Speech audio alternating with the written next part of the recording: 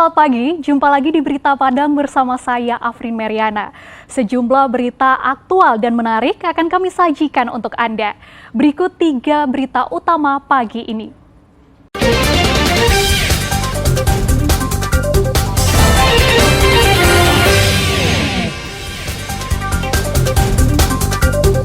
Sebuah minibus di Padang ditabrak lokomotif kereta api hingga masuk sungai. Seorang ayah di Pariaman menghamili anak kandungnya sendiri yang masih pelajar SLTA. Kebakaran hebat di Kota Padang, hingga truk terbalik, kami sampaikan dalam Padang Sepekan.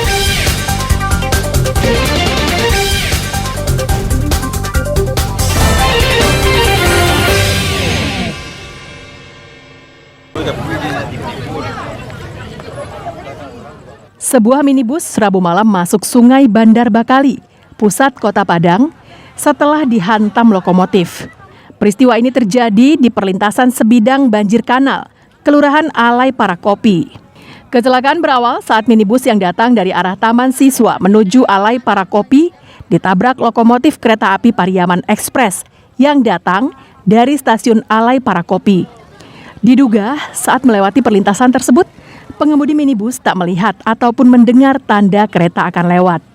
Akibatnya mobil yang ditumpangi 2 orang tersebut terjun ke banjir kanal. Pengemudi mengalami luka ringan, sedangkan penumpang perempuan menderita luka cukup parah di kepalanya hingga tak sadarkan diri. Kedua korban dievakuasi warga dan dilarikan ke Rumah Sakit Bayangkara dan Dr. M. Jamil Padang. Kasus kecelakaan kereta api dengan mobil ini masih dalam penyelidikan kepolisian. Lokomotif yang bergerak dari stasiun Alai menuju stasiun Simpang-Aru. Bertepatan dengan itu ada satu unit mobil Avanza dari arah Jembatan Tamsis menuju Alai Parakopi. Pihak kereta api sudah membunyikan klakson berulang-ulang kali. Namun dari mobil Avanza tidak mendengar atau juga mungkin tidak melihat. Makanya mobil tersebut tertabraklah di bagian depan mobil. Kecelakaan yang melibatkan kereta api sudah sering kali terjadi. Meski sejak beberapa waktu lalu sudah terpasang palang, namun tidak menutup seperti palang pintu kereta lainnya. Alfi melaporkan dari Padang.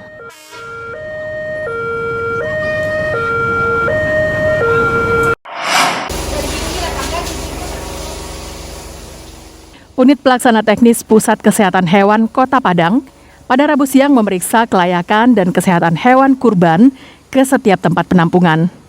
Pemeriksaan meliputi riwayat kesehatan, riwayat vaksinasi, dan pemeriksaan gigi.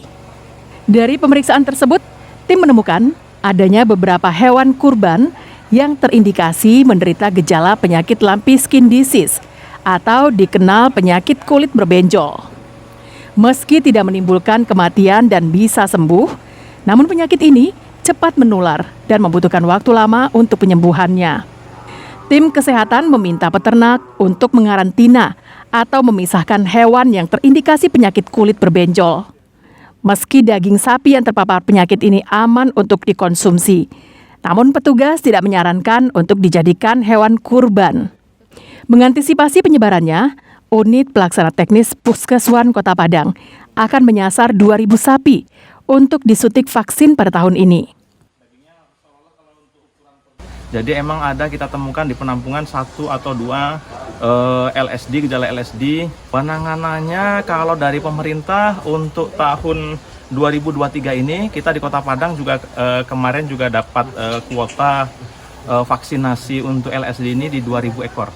Kalau LSD kematiannya tidak, tapi recovery-nya agak lama. Jadi itu secara ekonomi juga merugikan. Dan itu juga penularannya juga cepat. Pemeriksaan hewan kurban ini akan dilakukan hingga H-1 Hari Raya Idul Adha. Dari hasil tersebut, hewan kurban yang layak akan diberikan tanda yang sudah teregistrasi. Sedangkan hewan yang belum layak karena sakit atau belum cukup usia untuk dikurbankan tidak diberi tanda tersebut. Alfi melaporkan dari Padang.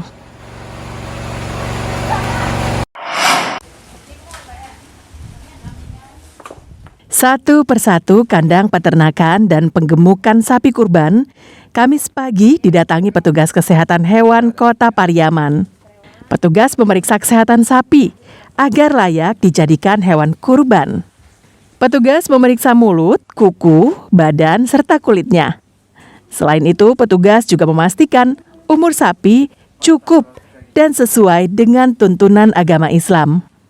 Sejauh ini, sekitar 800 ekor sapi telah diperiksa dan dinyatakan layak kurban.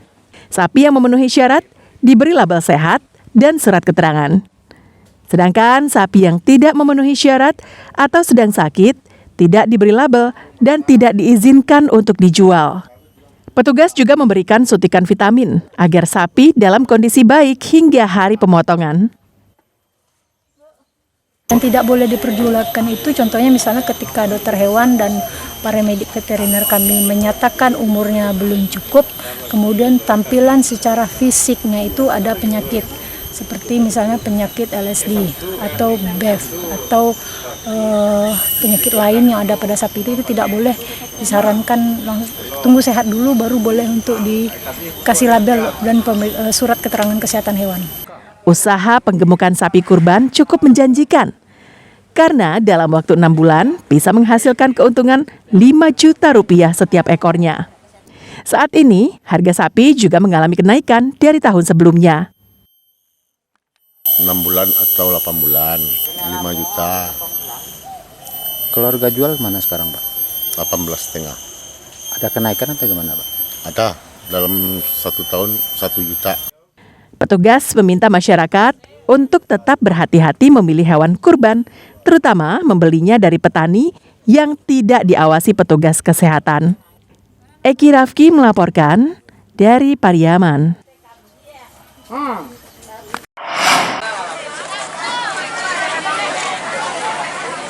Sekolah Dasar Negeri 8 Padang Panjang, Kecamatan Lengayang, Pesisir Selatan, meriah layaknya bazar.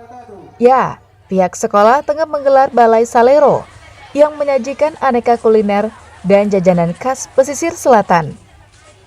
Uniknya, para penjual di Balai Salero ini adalah murid-murid yang masih duduk di kelas 1 hingga kelas 5. Tapi mereka didampingi orang tuanya masing-masing.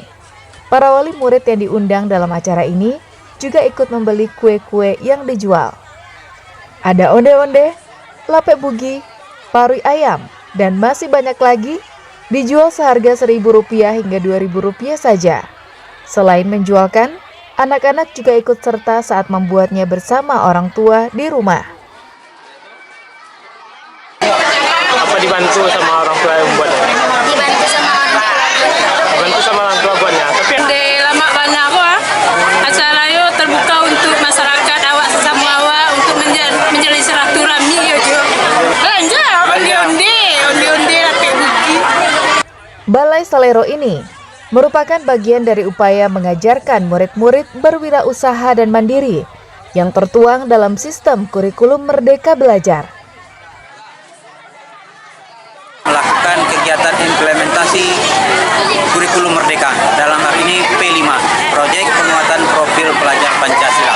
Kita melakukan Balai Salero atau yang mungkin dalam bahasa Indonesia yang disebut pasar kuliner.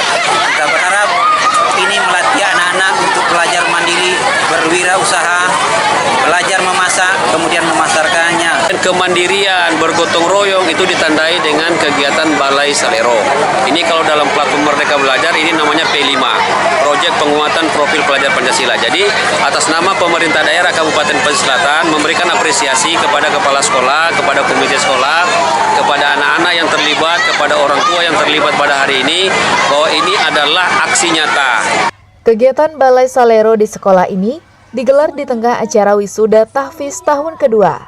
Tahun ini, 30 anak dinobatkan sebagai tahfiz karena mampu menyelesaikan hafalan Al-Quran rata-rata 3 juz. Banta Fauzan melaporkan dari Pesisir Selatan.